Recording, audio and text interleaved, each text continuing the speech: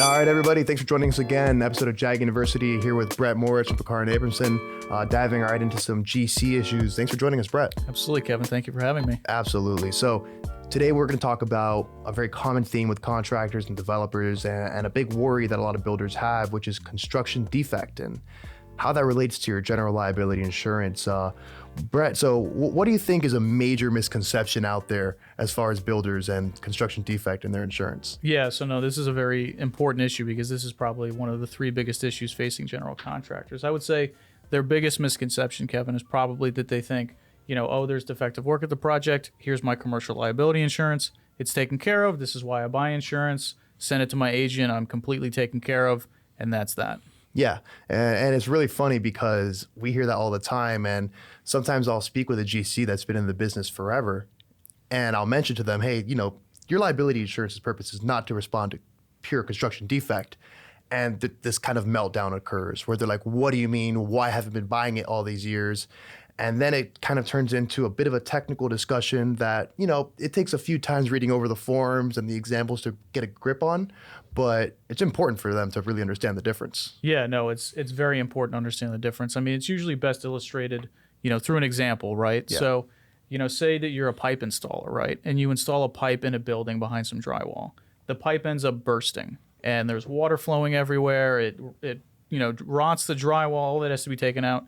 So if you look at it from a very simplistic perspective, the cost of the pipe itself is not covered usually. Now, there are exceptions to that where it could be covered, but that's not covered because it's just your work. Yeah. The coverage is for damage to other work. So that damage to the drywall, the water flowing down the building and damaging the concrete, everything that results from the damage, it's called resulting damage. So that part is covered, and that's really what you want to focus on. And if you see that, you want to notify your insurance immediately because that's really what's covered under those policies. And in most scenarios, that's probably the bigger dollar value item anyway.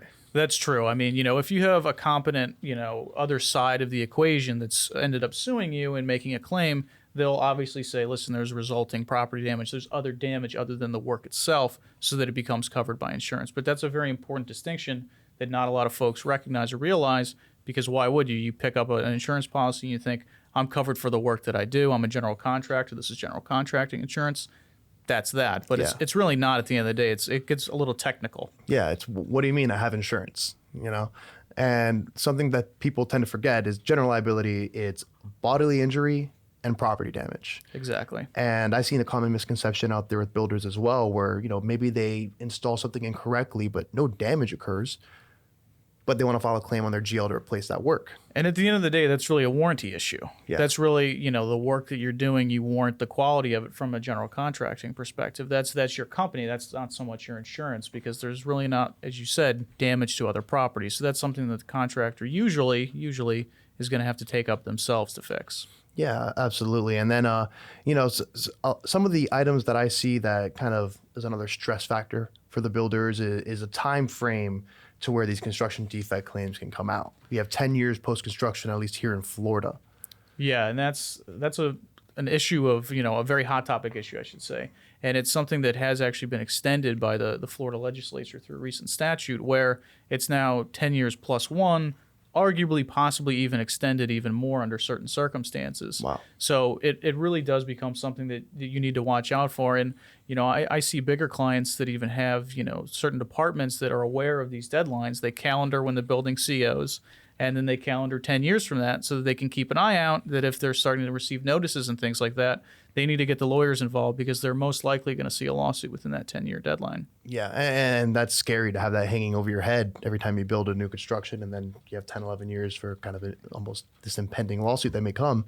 But, so kind of just backtracking and recapping a little bit, your general liability insurance, it covers bodily injury and property damage. Yes. It does not cover your work that was incorrectly installed, but it covers the resulting damage of those events. So let's say I'm sitting here and I'm a general contractor and okay, I get it, I understand it, but now I'm worried about the other item. I'm worried about my work and kind of figuring out what I would do if I would find out 3 or 4 years down the line that I installed something incorrectly or I used improper materials and now it has to be replaced and I'm getting attorney's letters for $30,000, $40,000. For my future projects, is there a way that I could mitigate that? Sure. So what you can do is for certain projects and buildings, you can hire or you can obtain what's called a wrap policy. So you can get a policy that covers essentially the building, the project that you're creating, and that will ensure that even if there is a long tail with a building, that say that that 10-year statute, it's called a statute of repose. For that 10 years, you will be protected, and ultimately you can send that to that insurance company that covered that project. It becomes a little bit more difficult with general liability policies, because then you start getting into when did it occur, what's an occurrence under certain policies and things like that. It gets very nuanced, but a great solution is to engage a specialist like yourself and procure a wrap policy for a building. Definitely. And we do a lot of wrap policies here, and it's part of what, and we'll talk about this in our next segment as well, about dealing with the subcontractors on a project. It makes it extremely easy. And so when you see a builder, let's say, okay, they have a few projects lined up. They're worried about what's happened in the past. They don't know, where exactly they went wrong with insurance. Is there anything that they can do at that point? Well, for something like that, I mean, you just want to keep and make sure that your insurance covers as much as it can, right? So you want to talk to a specialist and make sure, listen, what were the problems that I had previously? Was it that, it was just damage to the work itself? There was no resulting property damage. Maybe you need to, update or, create a much larger, quality assurance, quality control, we call QA/QC departments in the general contractors, scope of business. Maybe that portion of your business needs to be increased. Maybe you're not doing as good a job of, making sure that the building is ready to be closed out, it's ready to be handed over.